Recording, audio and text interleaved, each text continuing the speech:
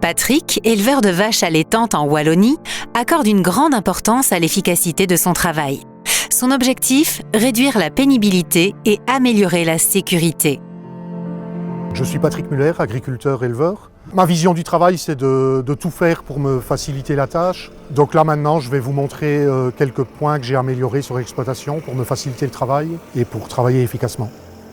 Donc là, on est devant le box mobile de contention.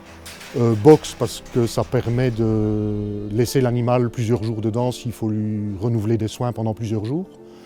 De contention parce que ça permet d'immobiliser la vache, par exemple pour faire des vélages, pour faire des césariennes, s'il y a des soins à apporter, pour changer ou remettre des boucles d'identification aux oreilles de la vache. Et mobile parce qu'on peut le prendre avec un engin de manutention, le déplacer et déplacer l'animal en même temps que le box. Ça permet de travailler en sécurité, de manipuler les animaux plus facilement et en sécurité surtout. Et ça permet aussi, quand il faut intervenir, quand il y a une opération telle que césarienne, qu'il y a de la chirurgie, ça permet d'amener l'animal dans un endroit vraiment propre et où on a l'eau chaude, la lumière et tout l'outillage qu'il faut pour le vétérinaire.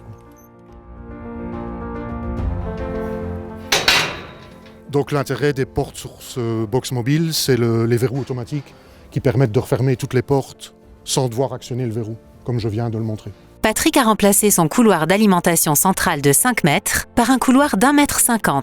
Il nourrit les vaches par-dessus le cornadis en circulant dans le couloir de raclage. Donc ici, on est dans un bâtiment d'élevage qui au départ était, comme la plupart, avec un couloir d'alimentation central. La suppression du couloir central a permis de gagner 3,50 m sur toute la longueur du bâtiment. Et les 3,50 m sont utilisés en fond de bâtiment pour faire des boxes de maternité principalement. Ça permet aussi de ne plus être obligé de repousser la nourriture contre les cornadis, puisqu'avec 1,50 m, les vaches arrivent à manger tout jusqu'au milieu de ce qu'on pourrait appeler une auge maintenant. L'inconvénient du système, c'est que je suis entre guillemets obligé de racler le couloir de raclage pour pouvoir passer avec la mélangeuse. Donc ce qu'on fait en général ici, on met de l'aliment pour minimum 48 heures, on racle, on paille, et puis on remplit l'auge d'aliments pour minimum 48 heures. C'est un gain de place, un gain de temps. Je ne reviendrai pas en arrière, non.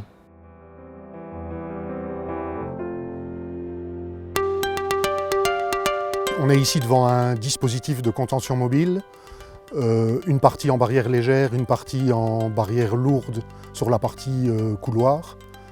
On vient d'attraper un lot de génisses qui a passé l'hiver en plein air. Et on va les passer dans la cage pour changer des boucles et faire un vermifuge. Donc c'est le dispositif complet, l'intérêt c'est que c'est mobile, c'est polyvalent. On adapte avec le nombre de barrières légères en fonction du nombre d'animaux qu'il y a dans le lot. Et on a quand même une cage de contention qui permet de travailler en sécurité pour intervenir sur chaque animal et pouvoir faire du tri d'animaux si c'est nécessaire. Pour faciliter la circulation des animaux, je les enferme 24 heures avant d'intervenir réellement. Je les enferme dans les barrières légères et je les laisse ressortir librement par le couloir et la cage.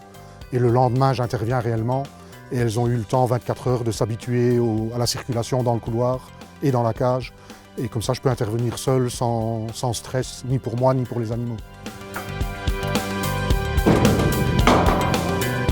Donc là, nous sommes devant un râtelier à fourrage, fabrication maison. La caractéristique, c'est qu'il y a un panier pour maintenir les balles de foin ou de paille au centre du râtelier pour éviter le gaspillage. Donc on a un passage de tête qui est doublé par un panier pour tenir la balle de fourrage écartée du passage de tête. Ça permet de le charger avec des très grosses balles ou plusieurs balles en une fois. On peut ouvrir le toit. On est sur 34 passages de tête, donc 34 animaux peuvent manger en même temps. Il a une attache qui permet de le déplacer très facilement avec un engin de manutention.